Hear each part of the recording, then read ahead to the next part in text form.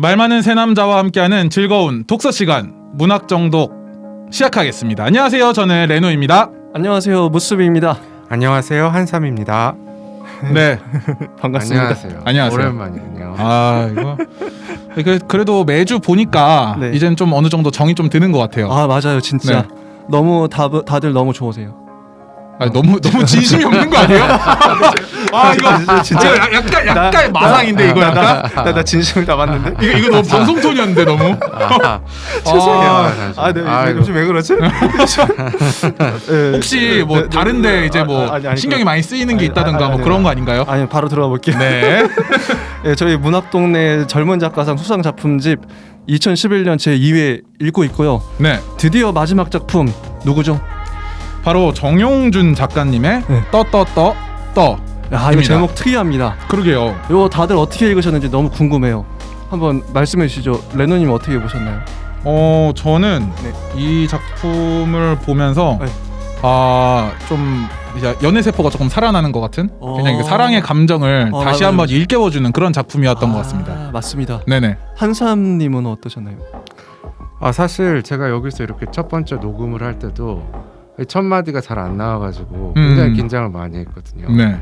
이 내가 하고 싶은 말이 이렇게 잘 표현될지 몰라서 느껴지는 그 극도의 긴장감. 네. 이게 여기서 완전히 극단적으로 표현이 되더라고요. 약간 감정이입이 살짝 잘 되셨겠네요. 예. 그리고 맞아. 그 영화 중에서도 킹스 스피치라는 맞아. 저도 그거 생각이 좀 나더라고요. 봤어요. 제가 그걸 다시 봤어요. 이 소설. 진짜요? 근데 와. 정말 다르게 느껴졌어요. 근데 재밌게 보긴 했었는데 사실 약간 어울리진 않았다 그랬나? 킥스 스피치 영화를 얘기하자면은 좀 뭐라 해야 되지? 그냥 한마디로 좀 그다지 재밌진 않았다. 뭐 이런 느낌? 저는 그렇게 봤었어요. 근데 되게 유사한 느낌이었어요. 이거랑. 그렇죠. 여기서 이제 그런 사랑의 감정을, 연애의 감정을 조금 빼면은 킥스 스피치 느낌이 아닐까. 네. 생각해 보니까 진짜 그러네요. 저는 이제 이거 어떻게 봤냐면 네. 이게 제가 처음 본 게 요번이 처음이 아니라 예전에 이제 어떤 형이 저한테 이제 이 소설 정영준 작가님의 소설 집을 추천해 주시더라고요. 가나라는 제목의 소설 집이에요. 단편 소설 집인데 가나다라 할 때 그 가나인가요? 예. 그래서 거기에 이 작품이 딱 있었어요. 이게 아마 첫 작품인가 그럴 거예요. 보면서 충격 받았다 그럴까? 너무 좋아서 그때 너무 감격했거든요, 솔직히. 그 정도였나요? 제가 지향하는 어떤 소설의 이상향이 있어요. 그거에 딱 맞아떨어지는 소설이에요. 그 이상향이 어떤 건가요? 저는 이제 네. 예를 들면 이제 지난주에 했던 김희한 작가님의 너의 변신도 좋았던 이유가 하나인데 뭐냐면 그 성소수자가 게이 커플이 나오잖아요. 네. 그 이유 때문에 좋았어요. 그러니까 저는 약자와 소수자에 대한 어떤 관심이랄까? 그게 있어요, 항상. 항상 이제 그런 분들이 좀 사회에서 많이 이제 억눌리고 억압받고 차별받는 현실이 너무 안타깝고 분한 이런 게 있거든요. 그래서 그런 분들을 어떻게든 좀 이 소설이든 뭐 영화든 뭐 상관없이 예술 작품. 매체가 주목을 해야 된다. 이런 생각이 있는데 그런 와중에 이제 정영준 작가님의 이 떠떠떠를 보면서 여기도 이제 그 두 분의 그 좀 몸이 불편한 분들이 나오죠. 너무 그 자체로 좋았던 거예요. 뭐 다른 부분도 좋았지만 인물 설정, 설정이 배경 설정 이런 거 너무 좋았습니다. 일단 한번 들어가 볼게요. 네. 본격적으로 제가 이 작품의 첫 문단을 읽어보겠습니다. 네, 알겠습니다. 오늘도 많이 읽을 것 같아요. 마음에 드는 부분이 많았나 봐요. 정말 많았어요. 네네. 자, 한번 기대됩니다. 277쪽이고요. 네. 제목은 떠입니다. 읽겠습니다. 모음이 사라지길 원해. 혀끝이 입술에 부딪히지 않고 발음되는 단어들. 입천장에 혀가 닿지 않고 태어나는 부드러운 언어들. 입술 사이에 암초처럼 걸려 빠져나오지 않는 커다랗고 단단한 단어들. 이런 것들이 사전과 인간의 기억에서 모조리 지워졌으면 좋겠어. 아라비아, 암모니아, 에너지, 에스컬레이터, 메머드, 엘리베이터, 안나 까레니나, 옐로, 에어플레인, 윌리엄, 헬로, 27, 예스터데이, 파인애플, 테이블, 탁구 이런 단어들이 삭제된다면 아니 그것들이 처음부터 존재하지 않았다면 그랬다면 나는 좀 더 나아졌을까? 하지만 알아. 아무것도 사라지지 않겠지. 상처를 주면 2배로 증식하는 플라나리아처럼 점점 많아질 뿐이야. 나는 지쳤어. 더 이상 그것들에게 붐벼 거품처럼 버글대며 희미해지고 싶진 않아. 차라리 벙어리가 되겠어. 요게 첫 번째 문단이에요. 네. 압도적이지 않습니까? 아니 다들 어떻게 읽으셨어요? 아니 저 진짜 좋았던 게 뭐냐면 네.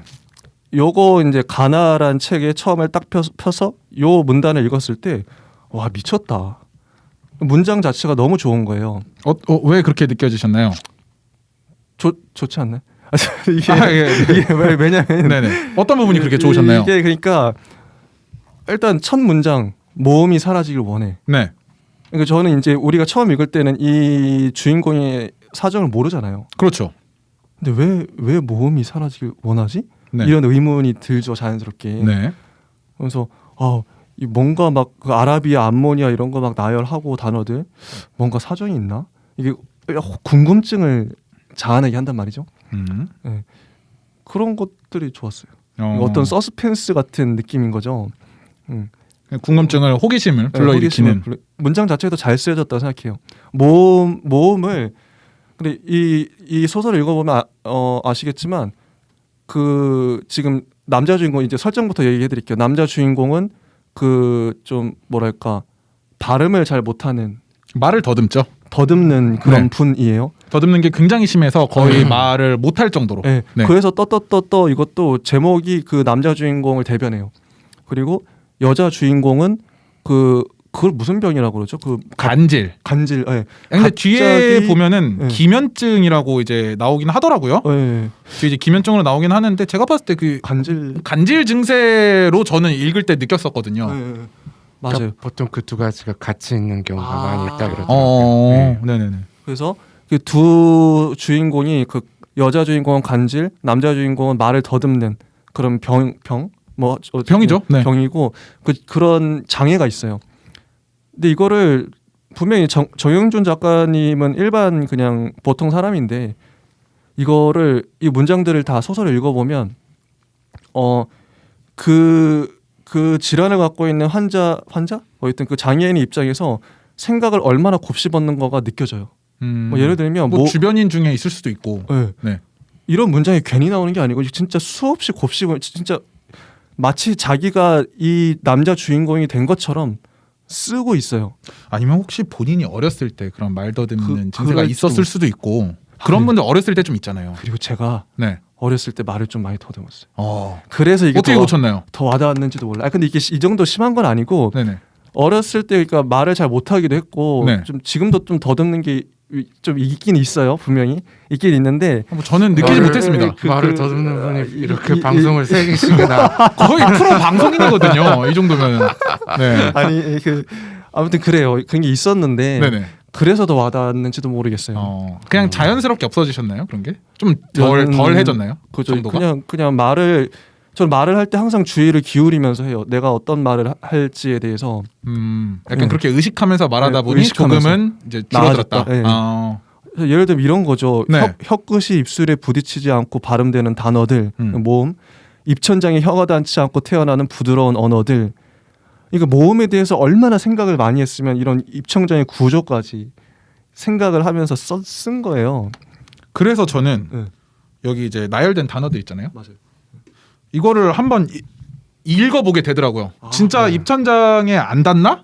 좀 닿는 것 같기도 하고 약간 그런 뭐지 이러면서 봤었어요 저는. 아니 근데 모음이 그런 거잖아요. 아에 이오 우잖아요. 뭐 그렇죠. 아야 어여 뭐 이런 거. 네. 그거 발음하면 실제 이거 여기 표현하는 거하고 똑같아요. 그렇죠. 그래서 이제 아이오. 밑에 단어들 아라비아, 암모니아, 에너지, 에스컬레이터. 예를 들면 뭐 테이블 이런 거는 파인애플 굉장히 많이 닿는데 이거는 좀 뺐어도 되겠는데 이런 생각이 살짝 들더라고요.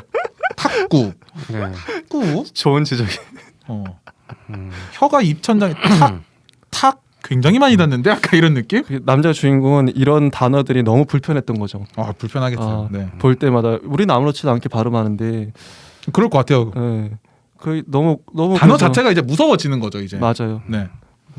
근데 제가 알기로는 어떤 아나운서 분들도 말씀을 다들 잘하시지만 이 어떤 특정 단어를 되게 어떤 트라우마를 가지고 계신 아나운서들도 있더라고요. 진짜 그렇겠다. 맞아요. 제가 아는 어떤 이제 그 스피치 학원의 여성 강사고 아나운서 출신이신데 네.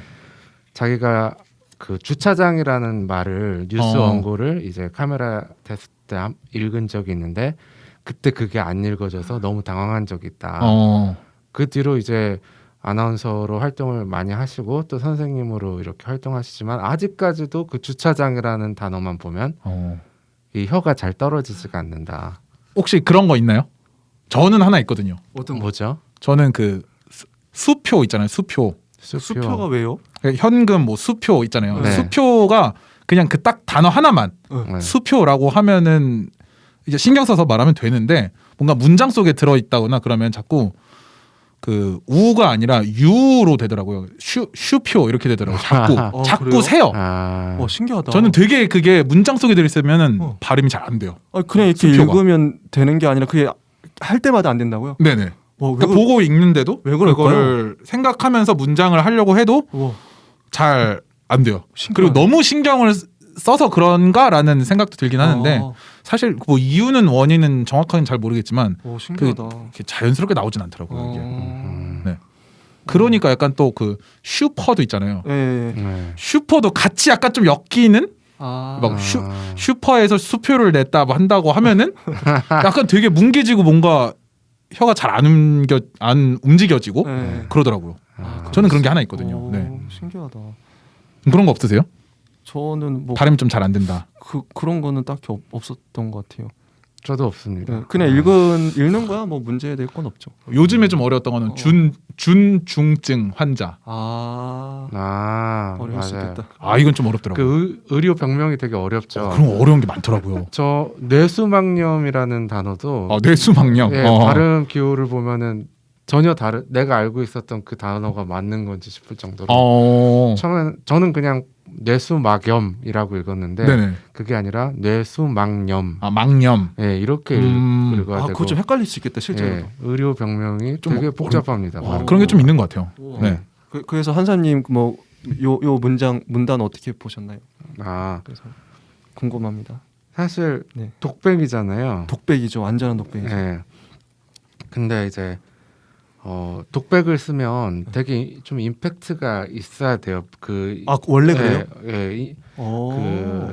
특히 천문단이 순수하게 독백으로 이루어진 경우에는 맞아요. 완전히 보통 그 작가분들은 그걸로 분위기를 아예 딱 잡아먹고 기선제압을 하고 들어간다. 약간 독자를 상대로 약간 이런 느낌이더라고요. 그런 관점에서 봤을 때 괜찮다. 저도 괜찮게 봤어요. 기선제압 되죠 이게 확실히. 왜냐하면 첫 문장이 모음이 사라지길 원하잖아요. 근데 상당히 파괴적인 문장이에요. 맞네요. 네. 그래서 그것도 존댓말도 아니고 이제 그 순수 독백, 자연어, 평서문. 그래서 좀 굉장히 와닿은 것 같아요. 진짜 그러네요. 임팩트가 확실히 있었고요. 잘 쓰여진 문장이라고 생각합니다. 어떤 그러니까 이 남자 주인공은 뭔가 억한 심정이 있어요. 지금 막 분노에 끓고 있는. 근데 아직 그 상황을 독자들은 모르죠. 이 사람이 병이 있는지도 모르고. 그래서 278쪽에 넘어가면 이 문장 이후에 탈을 벗는다 해가지고 들어가요. 근데 이게 여기 정황이 나오는데 사자 탈을 쓰고 이제 알바를 하는 거죠. 동물원이 아니라 놀이동산 뭐 이런 그렇죠. 테마파크, 놀이동산, 뭐 에버랜드, 에버랜드 생각났어요 항상. 그래서 에버랜드 또 이제 일해본 적이 있거든요. 진짜요? 그럼요. 탈 써보셨습니까? 그런 건 아니었고요.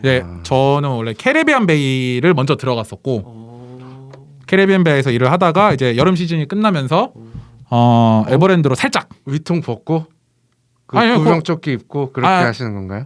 거기 직원들 중에 옷 벗고 일하는 사람 한 명도 없습니다. 진짜요? 네, 옷 벗고 있는 사람은 다 이제 손님이고, 네, 유니폼이 항상 있습니다. 유니폼.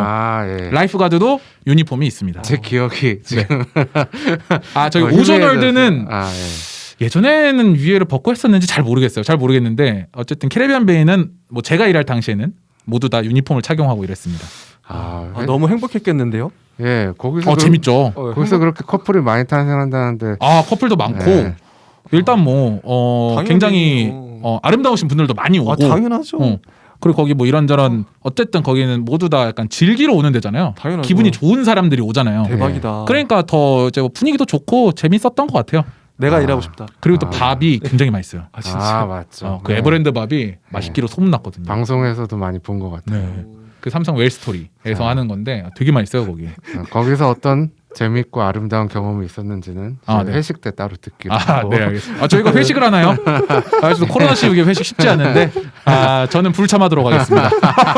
자, 일단은 다시 네. 돌아와서 네. 너무 재밌네요. 예. 그래서 이 남자 주인공은 사자탈을 쓰고 알바를 하고 여자 주인공이 나와요. 여자 주인공은 판다탈을 쓰고 알바를 합니다.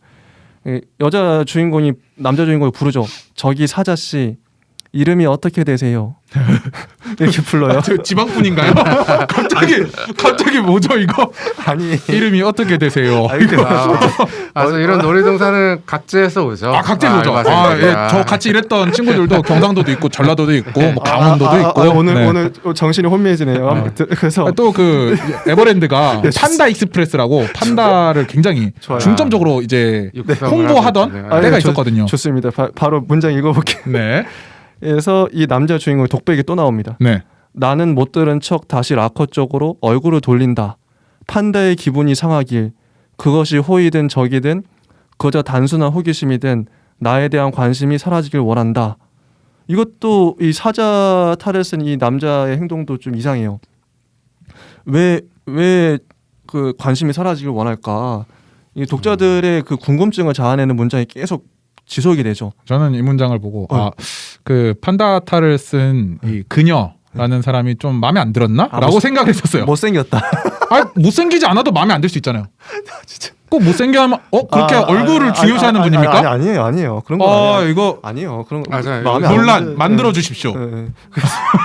그래서 말씀하시죠. 판다의 그 실제 얼굴이 지금 드러났다는 게 나오나요?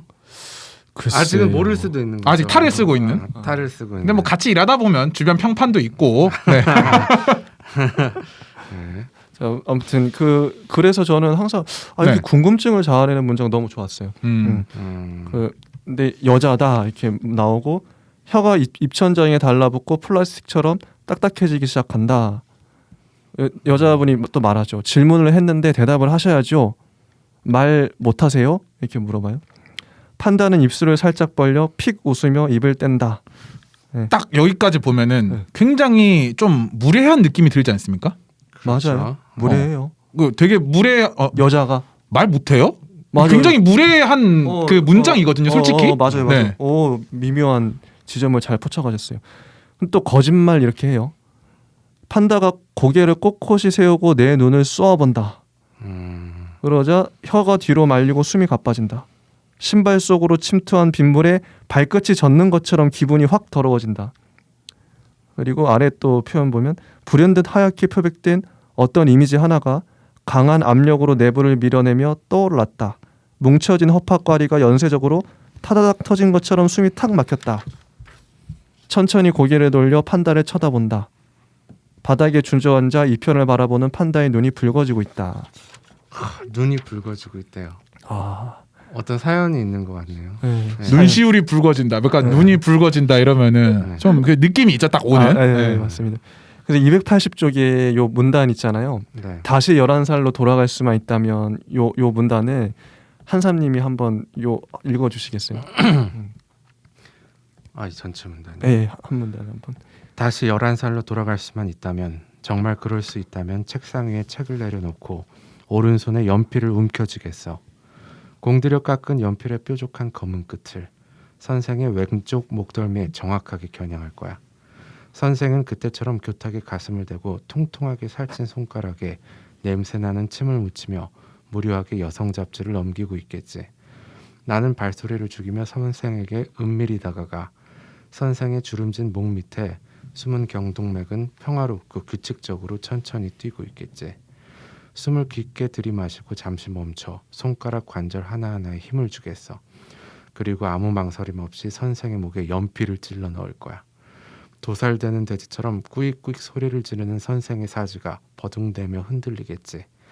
나는 연필을 똑바로 잡고 손바닥으로 꾹꾹 눌러 점점 짧아지는 연필을 보며 선생의 표정을 확인하지. 감 나가는 돼지의 머리처럼 미소 지어서는 곤란해. 연필을 연필깎이의 핸들처럼 빙글빙글 돌리며 선생의 숨이 고통스럽게 멎는 소리를 들을 거야. 눈 하나 깜짝하지 않고 조롱하며 소리 없이 웃어주겠어. 선생의 목에서 흐른 붉은 피가 흰 블라우스를 적시고 교탁 위에 동그랗게 고이면 선생의 눈앞에 교과서를 쫙 펼치며 이렇게 말할 거야. 천천히 읽어봐. 한 문장씩 또박 또박 또박. 아 이거 네. 이 감정이 느껴지지 않나요? 그 이 소년의 욱하는 마음.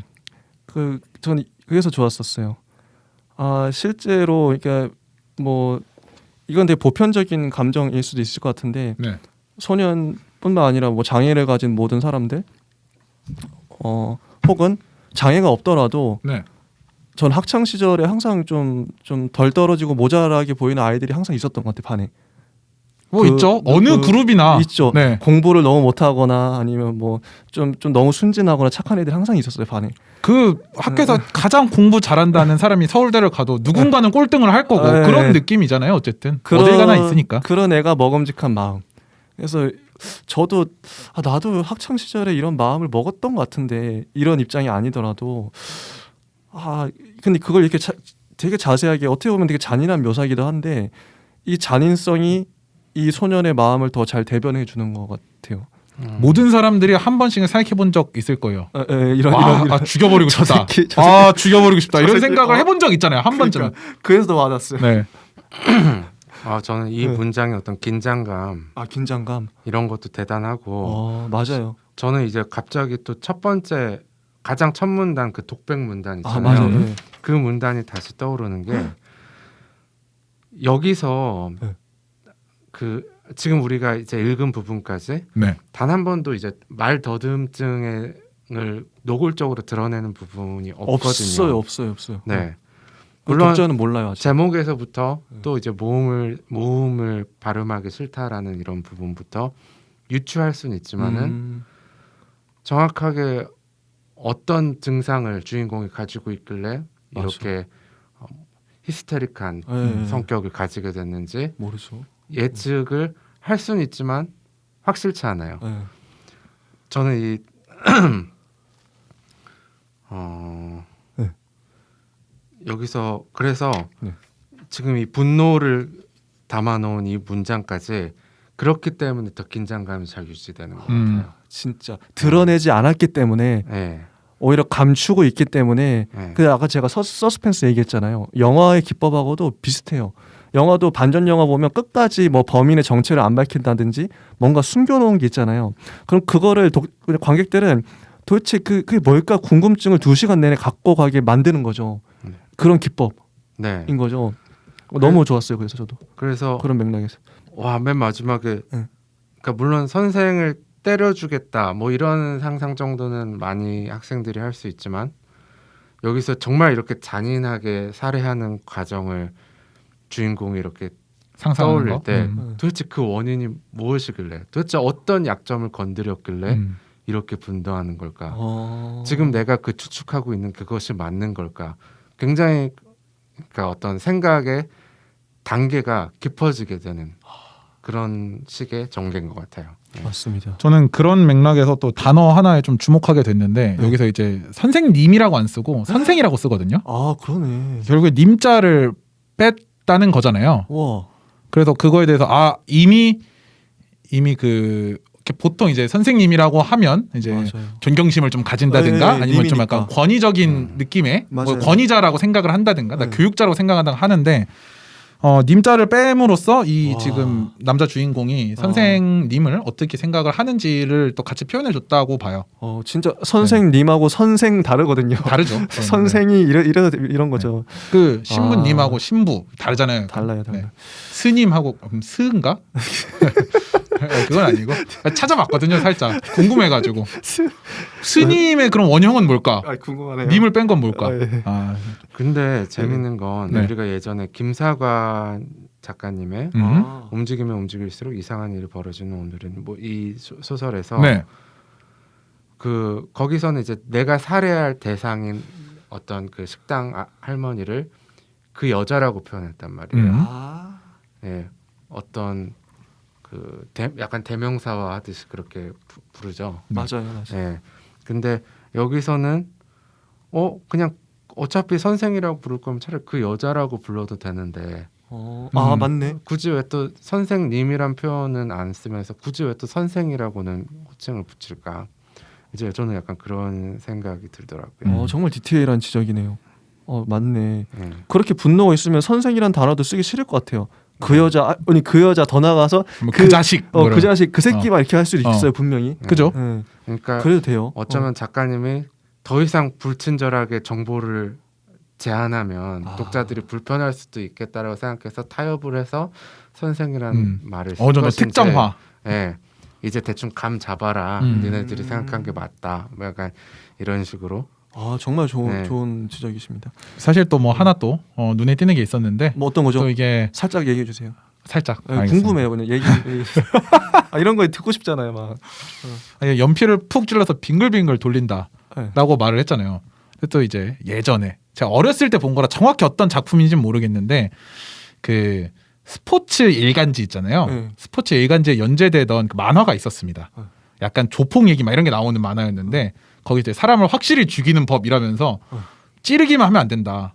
찌르고 돌려야지 확실히 죽는다. 그런 얘기가 거기 나왔던 게 기억이 나거든요. 저는. 그게 왜 나오지? 제가 조폭 얘기다 보니까 조공 얘기니까. 이게 칼 맞고 살아 돌아온 거예요. 그래서 그 형님이 알려주죠. 찌르기만 하면 된다.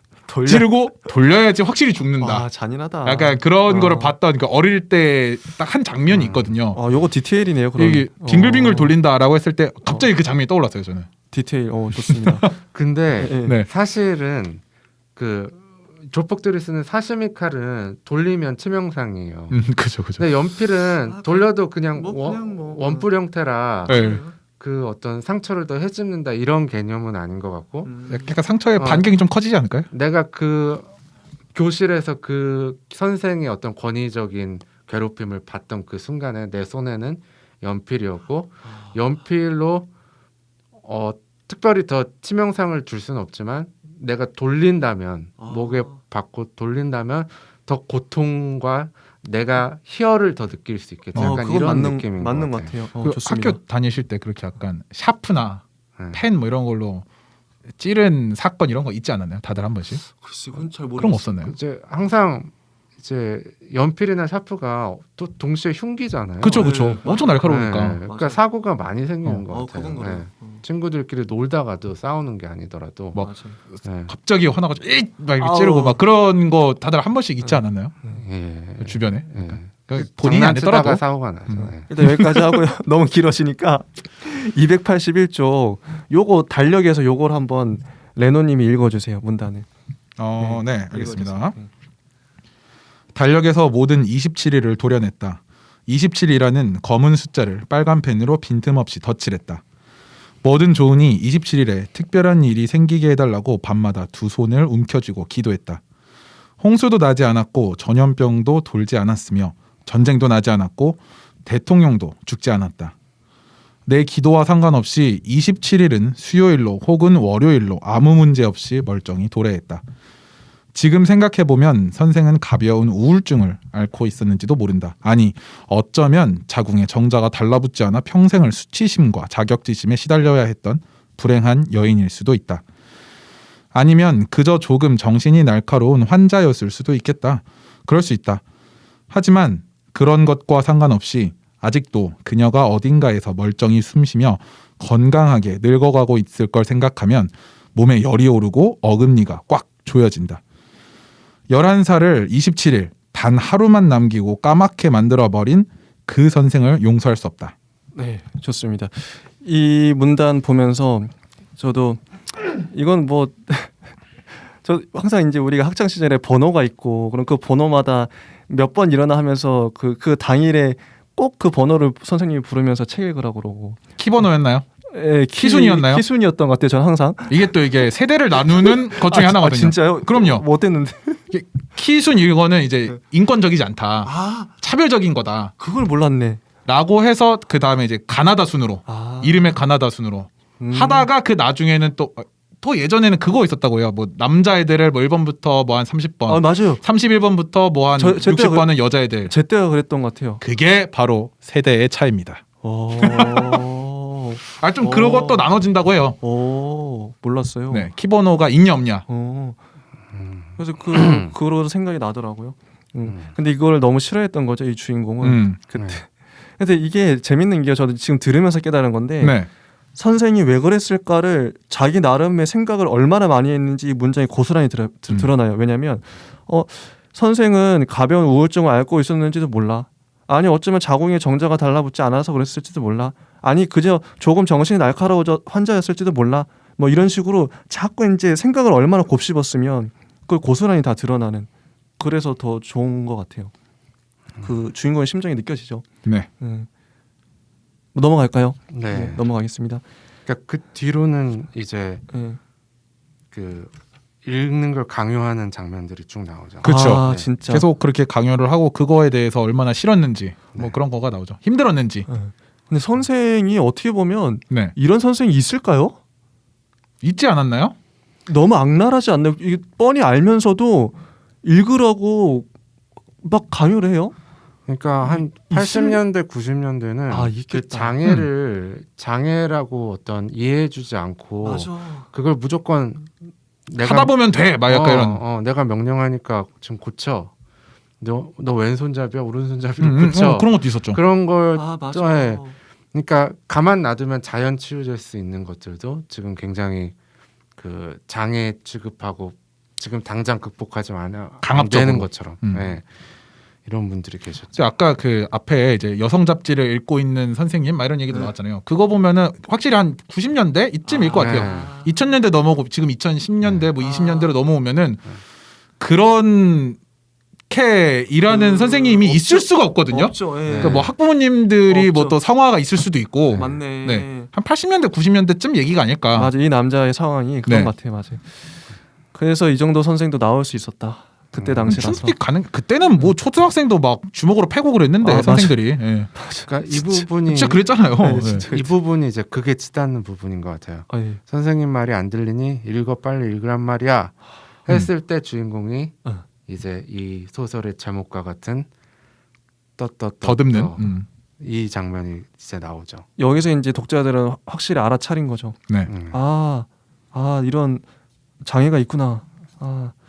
저도 이걸 읽으면서 솔직히 어떤 심정이 드냐면 주인공한테 그 뭔가 애정이랄까 연민이 강하게 느껴지는 너무 불쌍하다. 꼭 이제 그 심파 그런 영화나 드라마 보는 느낌이 들잖아요. 솔직히 대놓고 불쌍한 거예요. 이거 상황이 대놓고 선생이 잘못한 거. 선생은 절대 악이고 이 소년은 절대 선이야. 지금 너무 착하고 순수한 소년인데 당하고 있어. 그래서 저도 보면서 진짜 그 90년대나 2000년대 초 뭐 이럴 때 아니면 80년대 그럴 때 그 얼마나 그 학교는 야만의 시대였나. 맞아요. 그 선생들이 강압적으로 하고 막 애들 패고 그랬던 때잖아요. 맞아요. 실제 그랬어. 막 집어 던지고 막. 네. 뺨 맞는 애들도 많았어요. 많았죠. 그때는 일상이었어요. 그냥 그럼요. 막 발로 걷어차이고 막 네, 그랬잖아요. 실제 그랬어. 그래서 이런 상황도 가능했겠다. 초등학생이라고 봐주지 않았거든요. 그때는. 맞아요. 그렇잖아요. 네. 맞아요. 네. 그래서 읽으려 했다. 어떻게든 읽고 싶었다. 하지만 여전히 읽어지지 않았다. 울어도 고개를 숙여도 비참하게 떠 더듬어도 선생은 주름진 눈꺼풀조차 까딱하지 않았다. 뭐 기어이 내게 책을 읽히는 것이 자신의 위대한 교육적 사명이라도 되는 것처럼 선생의 태도는 완고했다. 이런 식인 거죠. 이제 계속 이 입에서 말이 안 나오면서 긴장감이 고조되고 있는데 갑자기 그 정조를 깨트리는 어떤 일이 사건이 발생하죠. 사건이 발생하죠. 그게 283쪽에 여자 주인공이 나와요. 네. 붉은색 원피스를 입고 있는 여자아이가 책상을 쓰러뜨리며 교실 바닥에 쓰러졌다. 이것도 묘사를 한번 읽어볼게요. 쓰러져 있는 여자아이는 사람이라기보다 기묘한 패턴으로 움직이는 모종의 사물 같았다. 껍질이 으깨진 곤충이 마지막 남은 신경을 이용해 떨고 있는 것처럼 여자아이는 인간으로서 도저히 취할 수 없는 포즈로 온몸을 꼬고 끔찍한 소리를 질러댔다. 보이지 않는 수많은 선들이 관절 하나하나를 묶어서는 서로 다른 방향으로 잡아 끌고 있는 것처럼 여자아이는 사지를 뒤틀었다. 누군가의 목을 조르고 있는 것처럼 아이의 작은 손가락은 허공의 어떤 부분을 강하게 쥐어짜고 있었고 무릎과 팔의 관절은 굽혀지지 않는 반대편을 향해 맹렬하게 뻗어나가고 있었다. 한 손으로 쥘 수 있을 것 같은 얇은 목에 붉어져 나와 있는 푸른 정맥은 포유류의 발밑에 깔려있는 몸을 뒤트는 새끼 뱀처럼 쉴 새 없이 꿈틀거렸다. 이게 네. 너무 디테일하게 나와요. 네. 이후로도 한참 동안 진짜 네, 길게 세밀한 묘사가 나오죠. 네. 맞아요. 저 이거 얼마 전에 축구 경기에서 본 것 같아요. 이제 국가대항 경기인데 에릭센이라는 선수가 네네네. 선수가? 네, 네네. 경기 중에 갑자기 간질 발작을 일으켰어요. 그렇죠. 얼마 전에 있었던 이제 유로 2020에서 정확하시군요. 그럼요. 그 예. 덴마크 대표 선수거든요. 예. 네. 근데 굉장히 유명한 선수예요. 인상적이었던 거는 네. 그 덴마크의 주장이 동료 선수들과 같이 그 에릭센의 모습이 관중에게 보이지 않도록 이게 스크럼을 네, 짜가지고 네, 네. 삥 둘러서 가려줬다는 거예요. 와. 그랬죠. 네, 이것이 어떤 그 갑자기 쓰러졌거든요. 네. 이렇게 걸어가다가 약간 네. 포지션을 약간 옮기다가 갑자기 쓰러졌거든요. 네, 그러니까 간질이라는 게 자기가 어떻게 할 수 없는 거잖아요. 갑자기 나오는 그렇죠. 거라서. 지금 건강한 축구 선수도 이런 일이 벌어질 수 얼마나 건강하겠어요. 네. 대표팀까지 하는 선수면. 네. 보통 사람의 심장 2배는 될 거예요. 근데 간질의 원인이 뭐예요? 궁금한데 왜 그래요? 글쎄요. 못 고치나요? 이제 뭐 초록 검색창에 또 너무 궁금. 네. 근데 실제로 근데 보신 적은 친구나 뭐 주변 학교에서 보신 적 있으세요? 본 적은 없어요. 저도 한 번도 없긴 없습니다. 하거든요. 근데 이게 네. 조금 예전에는 꽤나 빈번하게 있었다고 요즘은 많이 그 줄어들었는데 줄어들었다. 네네 그 약이 있대요. 간질 약이. 네. 그걸 이제 복용을 하면 다행이네. 한 7, 80% 정도는 조금은 조금은 치유가 된다.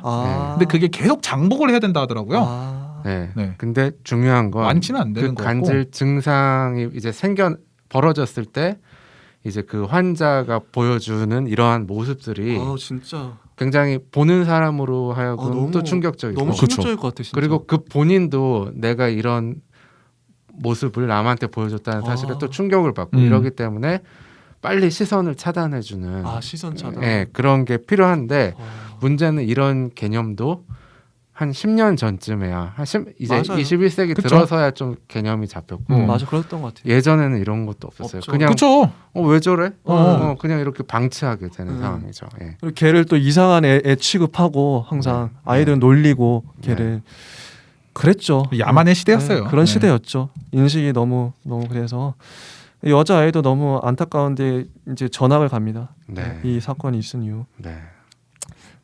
그렇게 헤어지고 285쪽으로 가면 네. 다시 이제 현실로 다시 돌아와요. 과거 예상 끝나고 할 수 있는 게 이것밖에 없어. 얘는 언제나 웃고 있거든. 어떤 상황이 와도 절대 인상을 쓰지 않아. 완벽한 포커페이스. 그게 마음에 들어. 그녀는 판다의 머리를 쓰다듬다 주먹을 쥐고 가볍게 툭 때린다. 판다는 여전하다. 영원히 웃다 끝내 소각될 얼굴. 여자가 말하죠. 너는 전보다 얼굴이 많이 딱딱해졌구나. 둘이 재회를 한 거예요. 그렇죠. 뭔가 아련해집니다. 근데 이것도 한번 얘기해보면 좋을 것 같아요. 왜 이 두 사람은 판다 탈을 쓰고 사자 탈을 쓰고 이 뭐 놀이동산에서 일을 할 수밖에 없었나? 이것도 뭐 둘이 사정이 있죠.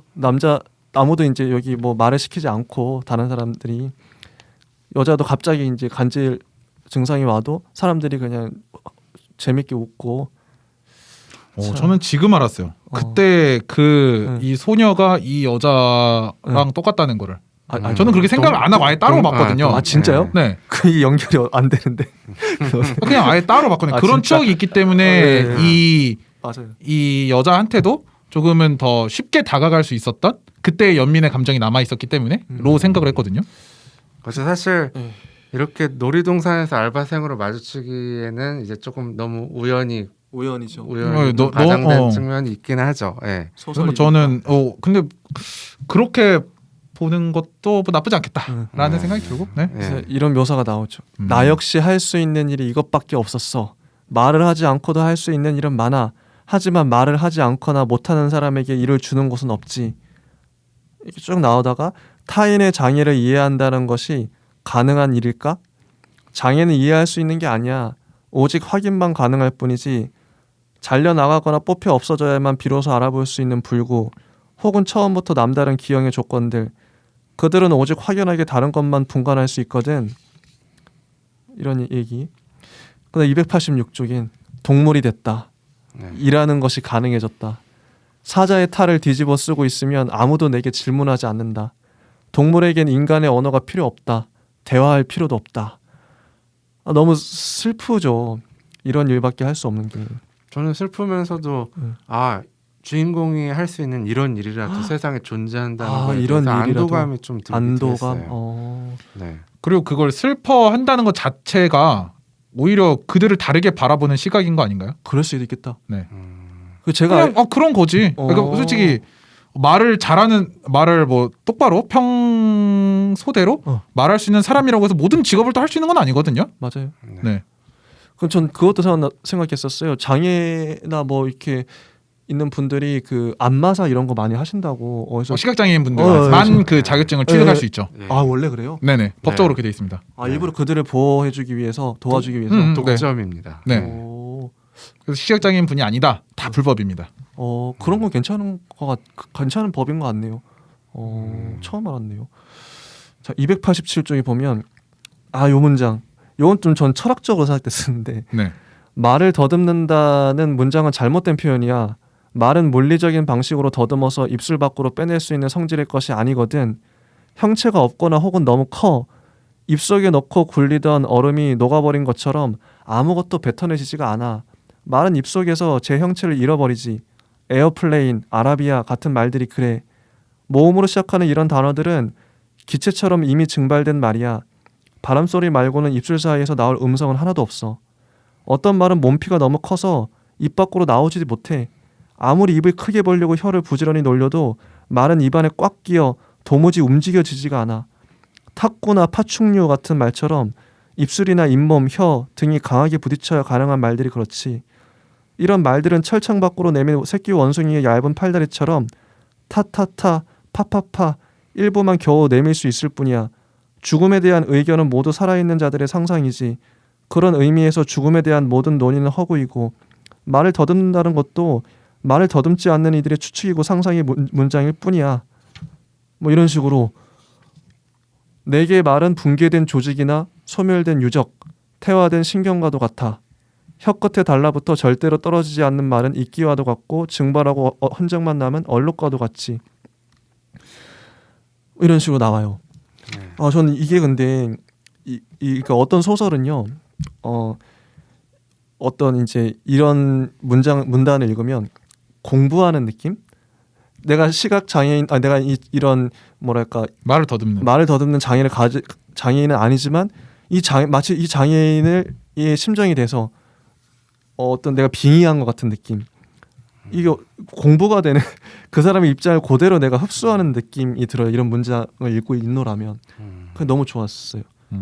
저는 굉장히 공감이 안 돼서 그냥 진짜요? 그렇구나 하고 넘어갔어요. 이게 모르니까. 모르니까. 예. 이렇게까지 그렇구나 하고 넘어갔어요. 이렇게까지 디테일하게 설명을 했는데 네. 모른다고요. 굉장히 디테일하게 설명했지만 이게 본인의 느낌을 설명한 거지. 이게 이런 식으로 생각을 하기 때문에 더듬는 거다라고 말한 건 아니잖아요. 그냥 본인의 느낌일 뿐이지. 맞아, 이런 것 묘사. 이게 어떤 원리로 이렇게 되는 거 그런 느낌은 아니잖아요. 그냥 내가 말을 더듬는 이유는 이게 뭐가 얼음이 녹아서 그거는 솔직히 설명이 안 되거든. 얼음이 녹아서 이게 자기 붕괴돼서 나가는 것처럼 잘려져 나가는 것처럼 주관적 느낌이다. 그렇죠. 그건 저는 이해가 안 되더라고요. 그래서 그렇구나.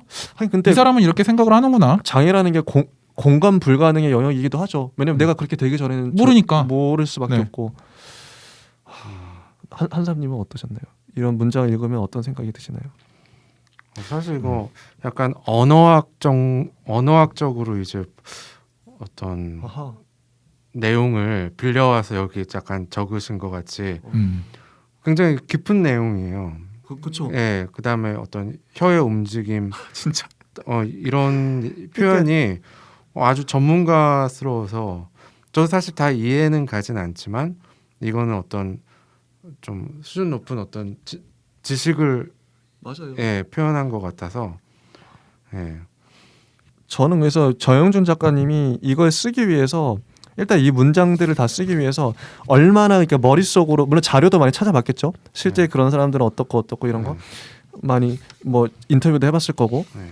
근데 자기가 머릿속으로 상상을 무진장 그러니까 많이 곱씹었던 것 같아요. 가슴속에 이렇게 네.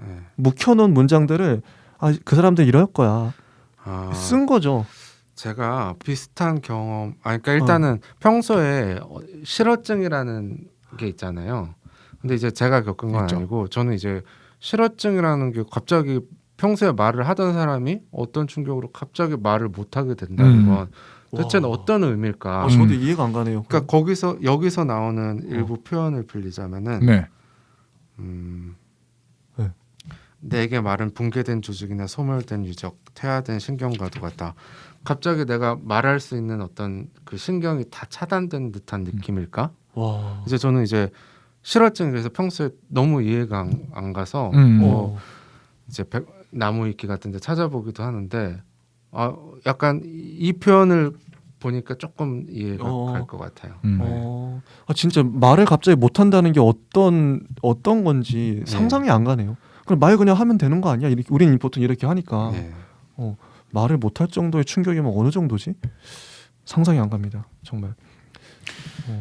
약간 그 실어증 얘기를 들으니까 약간 궁금해지는 게 진짜 하려고 하는데 못 하는 걸까? 아니면 그냥 할 생각 자체가 없는 걸까?가 약간 궁금하긴 그럴 하네요. 수도 있겠다. 맞아요. 그러니까 말을 하려고 하는 의지 자체가 아예 없어지는 그럴 건지 수도 있겠다. 아니면 이게 막 말은 엄청 하고 싶어. 네. 근데 이게 말이 안 나오는 건지 좀 궁금하긴 하네요. 이 주인공 같은 경우는 하고 싶은데 못 하는 거죠. 신체가 안 되니까. 그죠? 네. 그러니까 입은 벌리는데 말이 안 나와. 안 나오는 경우 같고요. 근데 어떤 뭐 실어증 걸렸던 사람들은 그 실제로 입을 벌리는 것 같지도 않아요. 그냥 가만히 있고 내가 뭔가를 질문하면은 들은 건지 안 들은 건지 반응도 안 하는 것 약간 이런 느낌이 있어서 항상 궁금했어요. 정말 어려운 신기하네요. 네, 정말 어렵습니다. 그래서 우리가 장애는 공부해야 되는 영역인 것 같아요. 우리가 잘 모르니까 그들을 어떻게든 이해하려고 할 수밖에 없는 것 같아요. 그렇게 생각하시나요? 저는 뭐 굳이 공부를 해야 되나요? 그냥 그렇구나 서로 다르구나라고 넘어가면 되는 거 아닌가요? 뭐 답은 없습니다만. 그러니까 제가 이 소설을 보면서 굉장히 크게 생각이 들었던 게 이거 좋은 주제예요. 그러니까 너무 가르치려 든다. 진짜. 너네들은 장애를 이해해야 돼. 너네는 이 사람 이해해야 돼. 이런 느낌을 너무 많이 받았어요. 대박. 그럴 수 있겠다. 이걸 보고 계속 그걸 얘기해요. 말 못하는 말 더듬는 건 이런 느낌이야. 나는 이런 느낌이야. 계속 주입을 시키려고 해요. 주입시켜요. 그냥 이거 보면 너도 슬프지 안타깝지 않니 이런 식으로 안 안타까워하면 안 돼. 왜? 너는 인간이니까. 약간 이런 느낌이었어요. 그럼 좀 불편하겠다 그런 게. 근데 이제 뒤에 또 연애 얘기가 나오면서 재밌구나. 아니 진짜 왜냐면 되게 레노님이 중요한 지점을 지적해 주신 게 항상 이런 소수자들을 묘사할 때 제가 지난 시간에도 아마 좀 얘기했을 수도 있는데 이런 게이나 이런 사람들 묘사할 때 되게 조심해야 돼요. 왜냐면 그 사람들이 전 당사자가 상처받을 수 있기 때문에 조심해야 된다고 생각을 해요. 나는 게이인데 그 소설가는 게이가 아니잖아요. 근데 그 게이를 묘사를 해. 근데 소설가도 이제 그 자기의 작가 노트에 썼죠. 그분들한테 혹시 내가 피해가 되지 않았을까 좀 우려가 된다. 그러면 그건 너무 미안하고 죄송하다. 너의 변신 작품을 할 때. 너의 변신할 때. 근데 그거와 마찬가지로 실제 그 말을 더듬는 사람이 장애를 가진 분이 이 소설을 읽었을 때 어떻게 느낄까가 솔직히 전 이거 읽으면서 제일 궁금했어요. 그분들이 이걸 불편하게 느끼면 이건 잘못 쓰여진 소설이에요. 근데 그분들이 괜찮어. 나름 이제 우리를 잘 묘사한 것 같고 어쨌든 좋았다고 하면은 괜찮은 거죠. 근데 어쨌든 당사자가 불편하지 않아야 된다는 게 좀 제일 관건인 것 같은데 저는 오히려 그 반대예요. 그래요? 저는 당사자가 아니잖아요. 아니죠. 나는 장애인이 아니기 때문에 불편하면 안 되는 건가? 아니 그것도 라는 아니죠. 생각이 이제 드는 거죠. 중요한 지점이라고 생각해요. 이런 소설 특히나 너네는 이 불편함을 알아야 해 라고 말하는 듯한 느낌? 그런 뉘앙스가 나요. 분명히. 한사님은 어떻게 생각하시나요? 근데 그럼에도 이런 건 필요하긴 한데 이런 주인공들이 사실 특히 이게 젊은 작가상이고 어려워요 정말. 또 젊은 작가들이 이제 좀 더 진보적인 세상과 마인드를 가지고 그래서 또 약자와 어떤 소수계층을 보호하려고 하는 주목을 많이 하죠. 주목 많이 하죠. 특히나 요즘에. 그런데 이제 그러다 보니까 이런 것들을 반복적으로 읽다 보면 세상에는 이해해줘야 될 것들이 굉장히 많네. 그다음에 그리고 내 스스로가 좀 부끄러워지는. 왜냐하면 이제 저는 이제 좀 보수적인 마인드로 세상을 살고 있다고 스스로 생각하고 있는데 뭐 사람마다 다른 거니까요. 네. 그거는. 네. 나는 성소수자가 내 주위에 없었으면 좋겠어. 이런 생각을 해본 적도 있어요. 그러니까 왜냐하면 세상엔 존재하지만 내 가까운 친구들 중엔 없었으면 좋겠어. 뭐 그렇게 생각할 수 있죠. 네. 그런데 만약에 있다면 내 내 친구 중에 그런 애가 있었고 그걸 이때까지 나한테 비밀로 하고 있었다면 이제 그런 생각을 가끔 해보긴 해요.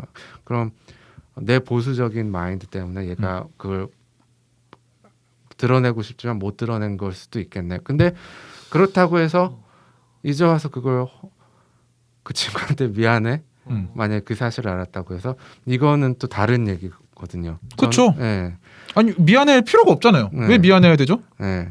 내가 그 앞에서 막 나는 너무 싫어 게이가 막 그렇게 말하지 않았다면 네. 그냥 본인의 생각이 그랬다면 네. 나는 생각만으로도 미안해해야 되는 걸까? 네. 그럼 내가 아까 말했던 죽여버리고 싶다라는 생각만으로 난 이 사람을 죽인 걸까? 라고까지 가야 되는 거거든요. 결국에는. 그러네. 이제 장애라는 영역은 네. 그래도 우리가 조금 덜 그 성격이 보수적이더라도 조금 그래도 받아들여줘야 될 여지가 그래도 좀 있는 약간 보호받아야 될 약자 이런 느낌. 내가 알면 뭔가 배우면 배울수록 저 사람들을 좀 이해해줘야겠구나라는 생각으로 방향이 갈 수 있는데 근데 이제 사실 소설의 소재들 중에서는 이건 내가 죽었다 깨어나도 못 받아들이겠어. 이런 것들도 존재해. 너무 나갔다 네. 이런 거. 네.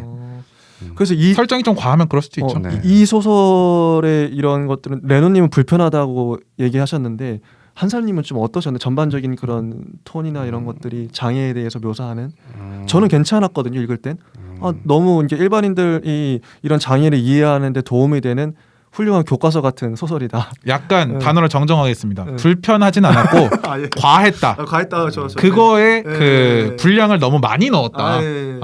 그게 좋았어요. 약간 좋아요. 이 뭐지 스토리의 전개 과정에서 과할 정도로 좀 많이 들어갔다라고 느꼈던 거죠. 좋습니다. 불편하다라는 단어는 굉장히 조심해야 되는 단어입니다. 예, 맞습니다. 네. 맞아요. 좋은 네. 지적이에요. 한살님은 어떠셨나요? 근데 여기서 왜 과하다라고 느낄 수밖에 없냐면은 네. 이것을 주인공이 사회생활을 하면서 피부로 겪는 그런 걸 얘기하는 게 아니라 자꾸 자기 독백으로 자기의 맞아요. 장애를 돌아보면서 자꾸 묘사를 해요. 이게 다 독백이에요, 진짜. 네. 응. 그래서 굉장히 주관적이고 맞아요. 사람마다 저도 어느 날 되게 내 스스로 어떤 다른 사람한테 내 치부를 보였을 때, 뭐 내 약점을 드러냈을 때 마치 정말 치부를 드러낸 것처럼 그날 하루 종일 독백하면서 이럴 수 있잖아요. 그럴 수 있죠. 네, 마치 내가 정말 잘못된 사람 같이 느껴지고 내 실수를 돌이켜 봤을 때, 근데 마치 그런 것 같아요. 네, 장애는 물론 되게 사회를 삶에 있어서 큰 장애 사유가 맞아요. 그런데 그걸 독백으로 이렇게 표현하면은 한도 끝도 없이 표현할 수가 있기 때문에 맞아요. 이거는 어느 정도 선이 있어야 되고 그다음에 외부적인 시각에서 그걸 바라보는 그런 표현이 좀 더 빌려 쓰면 좋지 않았을까. 제가 이걸 받아서 제가 얼마 전에 그 소설 창작 수업을 소설가님한테 들었거든요. 네. 그분이 하셨던 말이 이 소설의 화자는 화자와 소설가의 거리에 대해서 말씀하셨어요. 거리가 너무 가까우면 안 된다. 적당히 거리를 띄고 이거 객관성인 거죠. 이거 너무 주관적이잖아요. 독백이라서. 네. 이 주관적 독백이기 때문에 지금 좀 뭐랄까 너무 과하다는 생각이 할 수 있는 것 같아요. 네. 근데 만약에 이거를 주관적 독백이 아니라 진짜 말씀하신 것처럼 실제 그 객관적으로 여러 가지 사건을 겪으면서 그걸 그대로 묘사하면 좀 더 객관화가 되잖아요. 그런 식으로 좀 서술했다면 좀 더 낫지 않았을까? 이 작가의 이런 서술들이 그런 생각이 드네요. 어떤 거리감이죠. 거리가 너무 가까워서 발생하는 문제. 네. 화자와 그 소설가의 거리가 너무 밀착돼 있어서 특히나 그 밀착성은 우리가 김사과 작가님한테 많이 느꼈었죠. 너무 과하다. 완전 김사과 작가님 그 소설은 딱 붙어 있잖아요. 오히려 그 약간 느낌이 다른 것 같아요. 좀 달라요? 그건 오히려 계속 대화가 나오잖아요. 그러니까 그 사람의 심정을 이렇게 표현을 하는 거를 보는 거지. 조금은 다른 것 같아요. 좀 다르다. 네. 이건 전적으로 독백이다. 꼭 약간 그런 꼭 이렇게 기술상의 그런 기법뿐만 아니라 그걸 표현해내는 방식이 가깝다고 느낄 수 있지만 가까운 정도는 많이 다른 것 같아요. 진짜 미묘하네요. 네. 재밌네요 이런 거. 좋은 진짜 정말 좋은 지적이었던 것 같아요. 넘어가 보겠습니다. 네. 그리고 16살 이것이 마지막이라고 여기고 육교 위에 섰다. 하도 보듯이 저는 말을 더듬습니다. 꼭 고치고 싶습니다. 용기를 얻기 위해 이 자리에 섰습니다라는 글귀를 적어 목에 걸었다. 근데 사람들이 막 지나가죠. 지나가고 그리고 마지막에 이제 화자가 나는 육교에서 내려왔다. 저는 솔직히 이게 죽으려고 올라간 줄 알았어요. 자살하려고 뛰어내리려고 올라갔나? 그런데 그건 아니더라고요. 왜 광장에서 안 하고 굳이 그 예전에 보면은 지하철에 스피치 연습하신다고 들어와가지고 막 이렇게 말하시던 분 있지 않았나요? 가끔 있었잖아요. 그런 것 같기도 하고요. 약간 그런 느낌으로 했었던. 맞아요. 나름 용기를 낸 거죠. 근데 육교에서 내려와서 누구든 좋으니 커다란 사람의 품에 얼굴을 묻고 울고 싶었다. 하지만 아무도 없었다. 사람들은 내가 지나갈 수 있도록 길을 비켜주었다. 그들의 은밀하고 낮은 시선이 어깨와 등에 얼룩처럼 남았다. 이것으로 끝이다. 내게 조금이라도 남아있는 말과 언어가 있다면 그것마저 다 버리겠다. 이제 나는 벙어리다. 읽고 있으면 진짜 처량하고 심파 같은 느낌이 너무 슬퍼요. 그래서 약간 물론 제가 미국을 가보진 않았지만 미국 영화나 드라마 이런 걸 보면은 이런 분들이 약간 뭔가 이렇게 하려고 하면은 괜히 몰라요. 미국 사람들이 좀 오지랖이 넓은 건지 괜히 옆에서 you can do it 하면서 막 하는 거 있잖아요. 약간 왠지 미국이면 그러지 않았을까? 맞아, 그럴 이렇게 것 지나치지 않고 약간 그런 생각이 살짝 들었어요. 이건 진짜 한국적인 정서. 한국 사람들은 그냥 참 되게 좀 이게 있어요. 잘. 약간 그런 서양권이었으면 그런 스몰 토크 이런 거 있잖아요. 맞아. 그런 걸 하지 않았을까? 아니면 이런 분들의 뭐 그런 소모임 같은 거 해가지고 막 그런 거 있잖아요. 동그랗게 앉아서 저는 마약 중독을 뭐 1년째입니다. 뭐 이러면서 하는 거 있잖아요. 항상 나와. 그런 거 나오잖아요. 카운슬링 뭐 이런 거. 좋습니다. 이제 한번 또 가볼게요. 이제 두 사람이 이제 데이트를 해요. 이 남녀가. 그녀는 말했고 나는 들었다. 그녀의 말은 놀랍도록 건강한 것이었다. 표정과 어투, 가늘고 긴 손가락의 움직임까지 물속에서 막 꼬집어내 움켜진 생선처럼 탄력이 있었고 물기를 털어낸 야채처럼 싱싱했다. 전 이 문장이 너무 좋았어요. 그녀 이제 지금 이 남자의 마음은 되게 좀 뭐랄까 어두워요. 어둡고 거의 뭐 죽음에 가까운데 이 여자는 살아 있어요. 생생한. 그래서 더 좋은 것 같아요. 여자마저 어둠이었으면 둘이 진짜 지옥으로 나락으로 끝없이 떨어졌을 텐데 여자가 이 남자를 구원하고 있는 상황인 거죠. 이렇게 설정해서 너무 고마웠어요 작가한테. 그리고 290조 아래쪽 보면 이건 또 과거로 다시 돌아갑니다. 과거 예상. 여자가 그 소녀가 소년을 바라보는 거죠. 나는 너를 봤어. 앉아있을 때는 녹슨 형상처럼 느껴지다가도 서있을 때는 폭풍 속에 흔들리는 연약한 나무 같았지. 금방이라도 뿌리채 뽑혀 어딘가로 날아갈 것 같은 너를 보고 있으면 난 이상하게도 마음이 저릿해져. 손바닥으로 왼쪽 가슴을 꾹 누르곤 했어. 네가 책을 들고 서있을 때마다 나는 알아볼 수 있었어. 입술이 바들바들 떨리고 손끝이 위태롭게 흔들리는 모습을. 입속에 갇혀 부들부들 떨리고 있을 너의 혀를 본 것도 같았지. 아니 온몸이 한 조각의 커다란 혀처럼 보였어. 흠뻑 젖어 미세하게 떨고 있는 모습을 보고 있으면 금방이라도 눈물이 쏟아질 것 같았거든. 그때 너는 내게 어떤 풍경과도 같았어. 그 풍경 속에 뛰어들어 너의 손을 한 번이라도 잡아주고 싶었는데 그럴 수는 없었지. 그때는 너무 어렸으니까. 아마도 그때부터 나는 너를 사랑했던 것 같아. 이게 사랑의 시작이에요.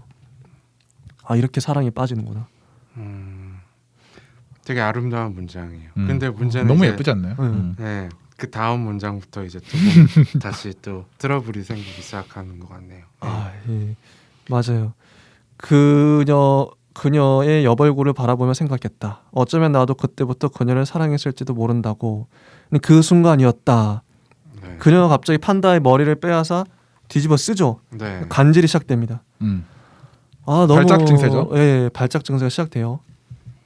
그녀는 그때처럼 그때보다 더 끔찍하고 위태로운 모습으로 바들바들 떨고 있었다. 웃고 있는 판다의 명랑한 얼굴 이면에 하얗게 눈을 뒤집으며 어둠을 노려보고 있을 그녀의 진짜 얼굴 하면서 그녀를 껴안아주고 싶은 충동을 느꼈지만 그러지 못했다. 이런 식으로. 근데 292쪽 아래 보면 그녀가 자기가 간질이 발작이 시작됐을 때에 꿈을 꾼다고 얘기를 해요. 나는 갑자기 잠이 들어 하면서 근데 전혀 아프지 않고 무섭지도 않고 293쪽 아래 보면 난 한 번도 그 꿈에서 울어본 적 없어. 꿈속에서 만난 사람은 늘 나를 안아줬어. 그 세계는 믿을 수 없이 따뜻하고 너무도 고요해 하면서 하는데 실제 이럴까요? 이 마지막에도 이제 그 남자가 의문을 품죠. 너는 진짜 꿈속에서 행복할까? 이 여자가 남자를 안심시키기 위해서 지어낸 말 같기도 해요. 그러면 더 슬퍼지는 거야 또 지금 이거 보면서 막 울고 폭풍 눈물 날 것 같은 느낌. 실제 전 모르겠어요. 그 간질 환자가 그 간질 발작할 때 어떤 실제 자기가 자기의 몸을 느끼고 있는지 아니면 정신이 나가는지는 잘 모르겠는데 그래서 이 문장이 정신을 잃는다고 하죠. 아예 기억이 없죠. 오히려 그 사람 입장에서 그게 나을 수도 있겠네요. 그게 오히려 아예 기억이 없고 네. 약간 그런 이렇게 쓰러지잖아요. 어쨌든 발작을 일으키면 그래서 이제 정신이 돌아오면 이제 그 중간의 사이의 기억은 없어져 있고 앞과 뒤만 있는 거예요. 근데 막 온몸에 막 멍이 있고 상처가 나 있고 그런 거죠. 실제 그렇구나. 네네네. 그럼 여자의 말도 맞는 말. 근데 뭐 중간에 꿈을 꾼다 이것까지는 정확히는 제가 그런 것까지 물어본 적은 없고 모르겠다. 네네. 그 분이 뭐 간질을 알았었던 예전에 그런 분이었는데 그래서 그러면은 기억이 없냐. 그러니까 완전 기억이 없다. 그 딱 약간 느낌이 좀 이상한데 싶으면 난 바닥에 누워 있고 거기서부터 다시 기억이 시작된다라고 말을 하더라고요. 그래서 이렇게 묘사가 돼요. 다른 사람들이 있는 곳에서 깨어날 때가 문제야. 그럴 때면 잠에서 깨는 것이 오히려 꿈 같아. 가장 더럽고 차가운 세상에 던져진 것 같은 악몽. 나는 늘 버려진 아이처럼 길이에 누워 있어. 정신이 들 때마다 낯선 사람들이 저마다 가장 끔찍한 표정을 지으며 나를 내려다보고 있다고 생각해봐. 그 누구도 내 손을 잡아주지 않고 그저 보고만 있다는 것. 제사에 쓸 어린 짐승의 목덜미를 물끄러미 내려다보며 담소를 나누는 백정들이나 고통 속에서 신음하는 인간을 조롱하며 숨이 먹길 기다리는 악마들 같아. 그때 내가 겪는 감정이란 뭐랄까 벌거벗고 있는 것 같다고 해야 할까? 아니 그들이 나를 강제로 벌거벗겨 희롱하고 있다는 기분이 들어. 내 모든 틈과 구멍에 그들이 손가락을 집어넣고 활짝 벌려 유심히 쳐다보고 있는 것 같아.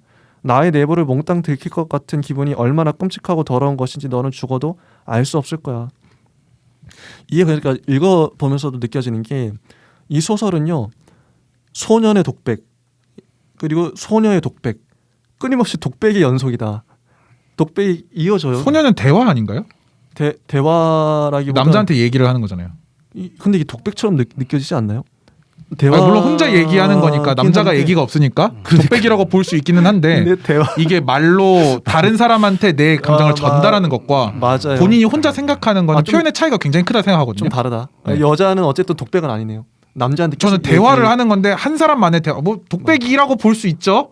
근데 느낌 굉장히 달라요. 사실 근데 진짜 독백으로 보여지는 게 이렇게 긴 문장을 얘기하는데 그걸 다 들어준다는 게 가만히 있어. 가만히. 들어주는 게 아닐지도 몰라요. 말하고 싶을 수도 있겠지. 말을 못하는 거잖아요. 네. 이 소설 전체가 다 독백처럼 느껴지는. 어떻게 보면 그렇게 된 거죠. 이제. 그렇게 된 거죠.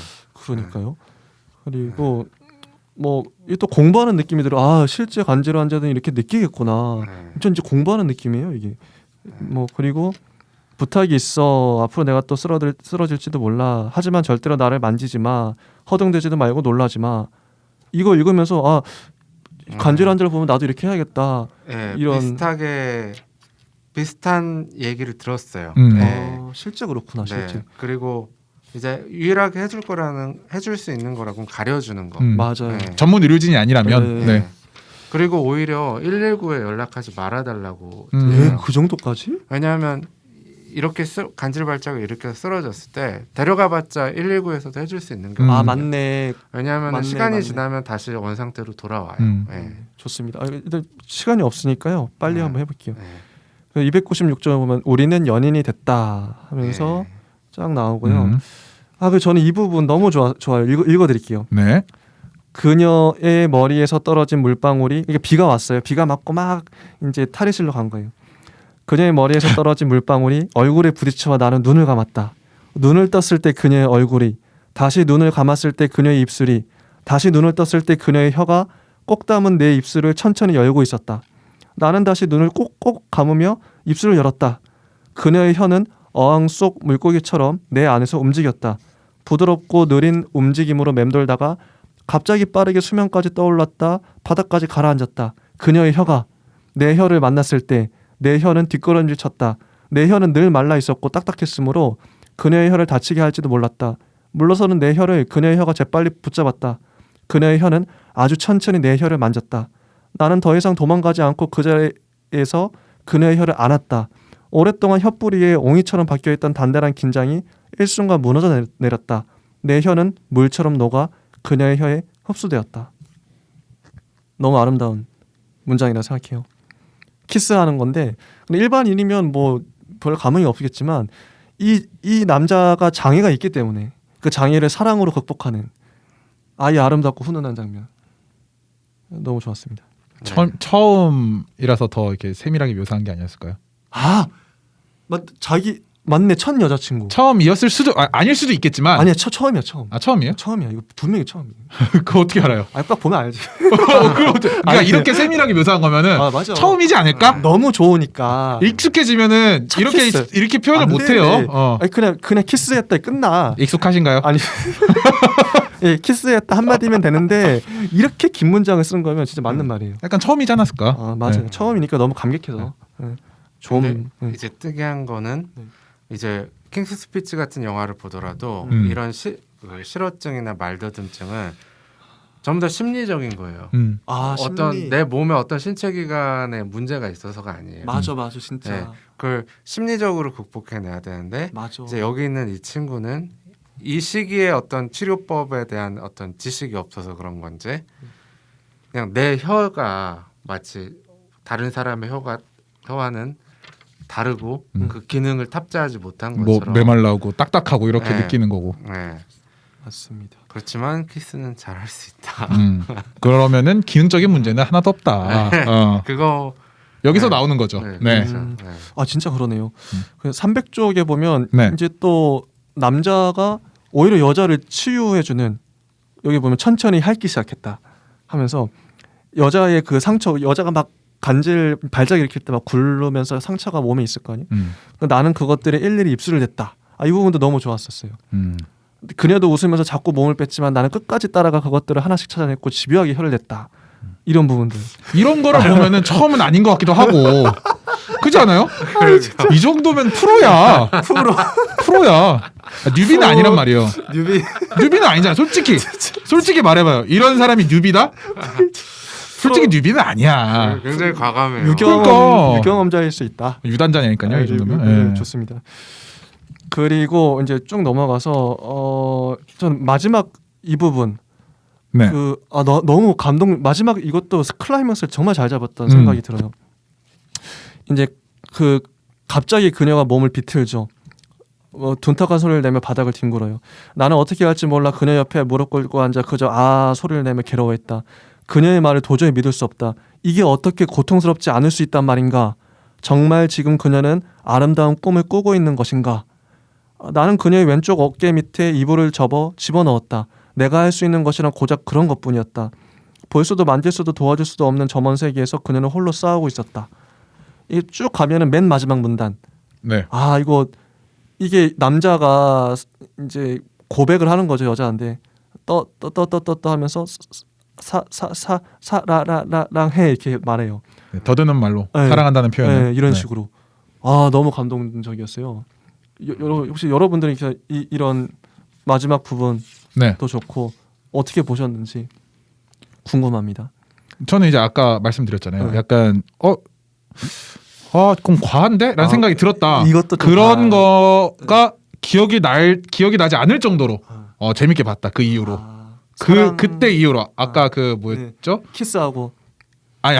키스 그 앞에 과하다고 느꼈던 맞아.